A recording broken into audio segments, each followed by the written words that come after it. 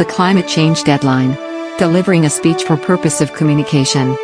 Presented to Dr. Katrina Sweltopar from Languages Department in College of Arts and Letters at University of Makati, J.P. Rizal Extension, West Rimbo, Makati City. Submitted by Rivera, Mark Angelo P.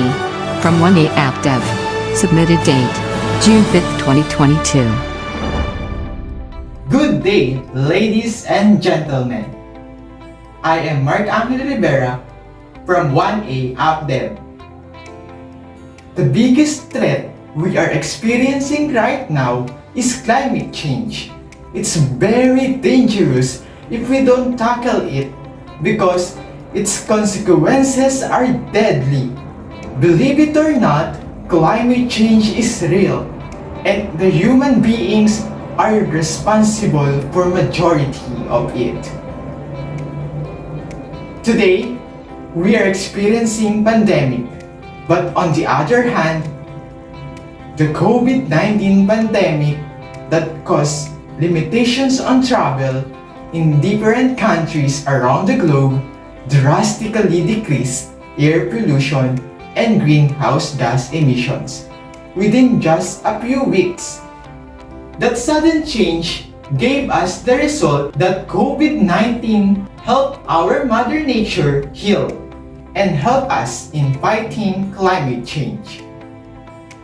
COVID-19 pandemic will come to an end, but climate change is not over yet.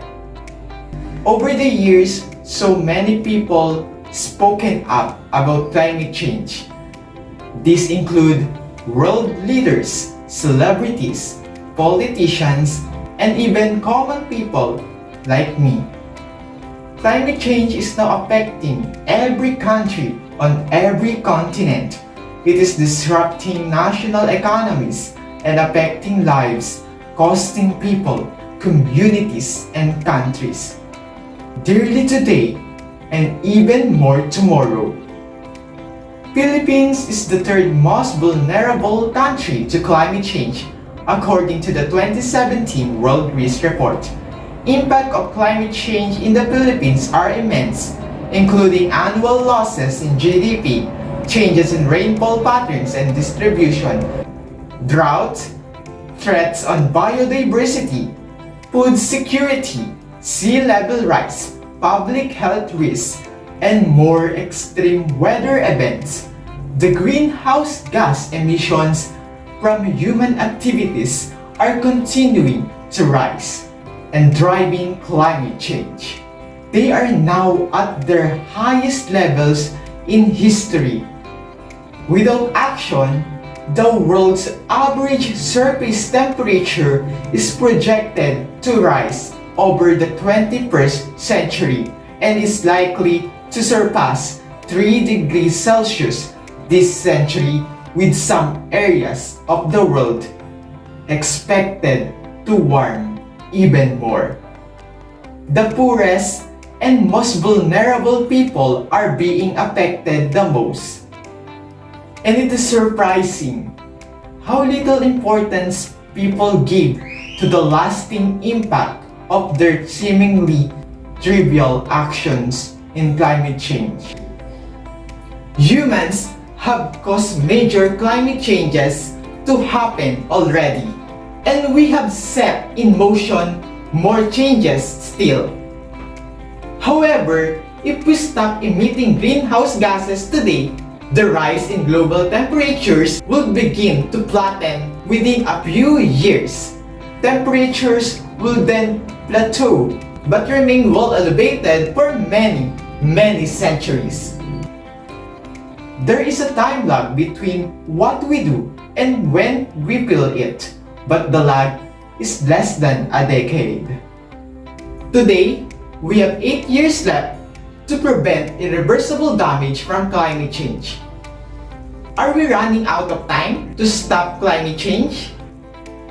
Nearly a year has passed since the Intergovernmental Panel on Climate Change, or IPCC, warned that limiting global warming to the 1.5 degrees Celsius mark by the end of the century a goal set to stave off the worst impacts of climate change would require rapid, far-reaching, and unprecedented changes in all aspects of society.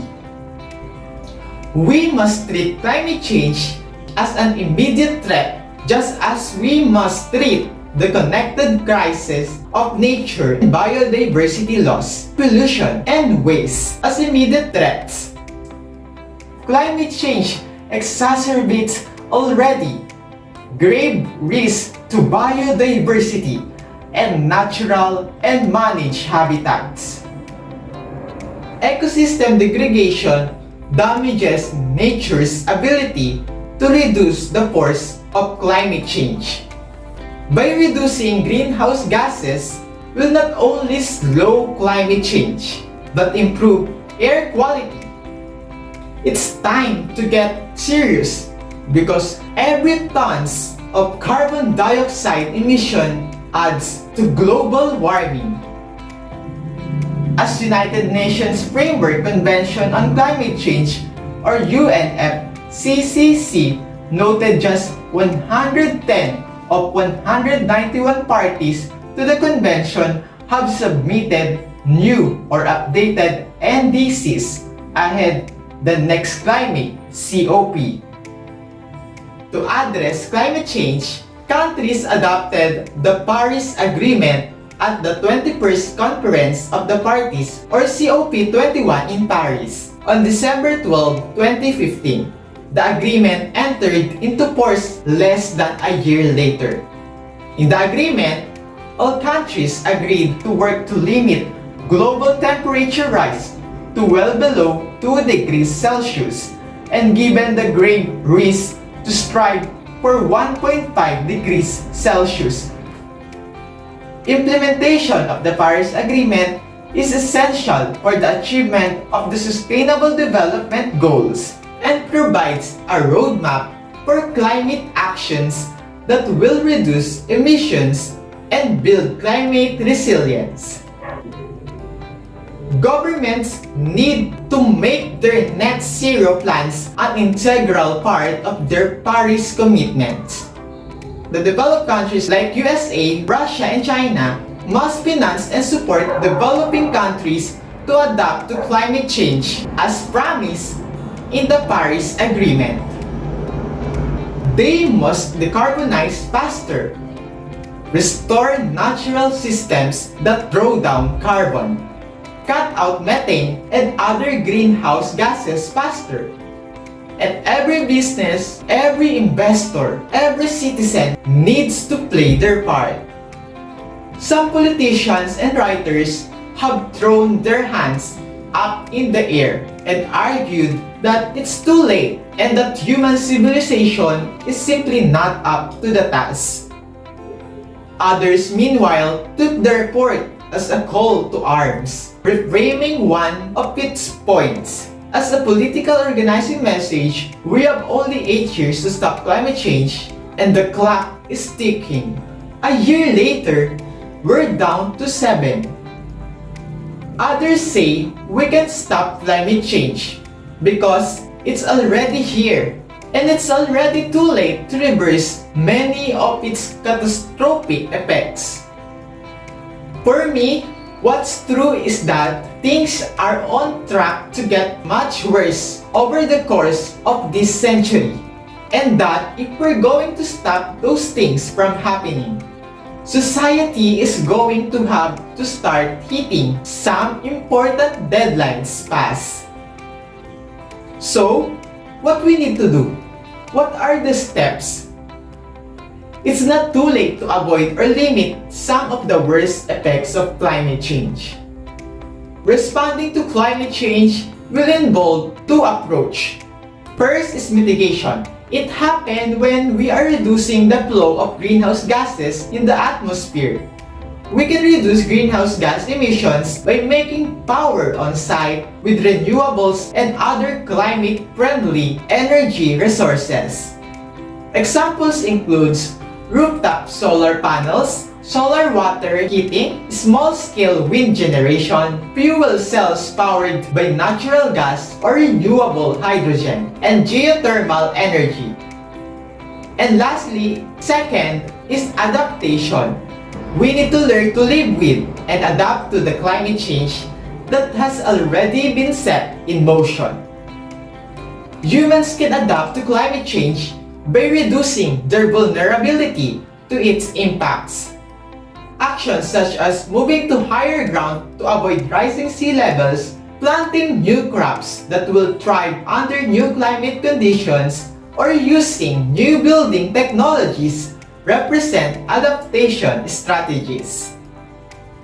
And also, affordable, scalable solutions are now available to enable countries to leapfrog to cleaner, more resilient economies.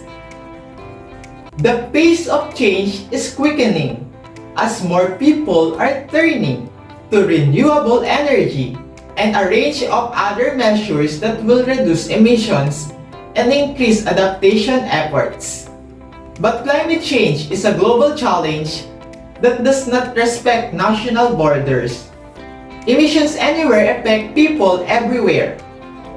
It is an issue that requires solutions that need to be coordinated at the international level, and it requires international cooperation to help developing countries move toward to low-carbon economy.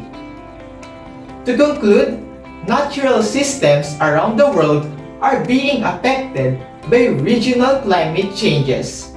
Particularly, temperature increases, and that temperature increases are very likely to be the result of anthropogenic emissions of greenhouse gases. There is still time to avoid the worst impacts of climate change if we take strong action right now. The scientific evidence is now overwhelming. Climate change is a serious global threat and it demands an urgent global response. Climate change will affect the basic elements of life for people around the world: access to water, food production, health, and the environment. Hundreds of millions of people could suffer hunger, water shortages, and coastal flooding as the world warms. Irreversible climate change damage is coming in the future, but we are here today and we need to act now and work hand in hand. We can undo the mistakes of the past, but this generation of political and business leaders, this generation of conscious citizens can make things right. This generation can make the systematic changes that will stop the planet warming, help everyone adapt to the new conditions, and create a world of peace, prosperity, and equity. Climate change is the biggest problem of humankind. It absolutely needs to be solved, and it should be our huge priority. So as early as now, we need to be an eco-warrior that will fight for the imminent end of climate change. Thank you and have a nice day. The Climate Change Deadline. Delivering a speech for purpose of communication.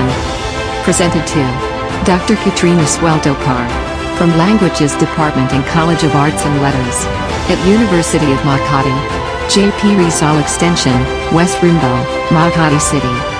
Submitted by Rivera, Mark Angelo P. from 1A Active. Submitted date June 5, 2022. Thanks for watching.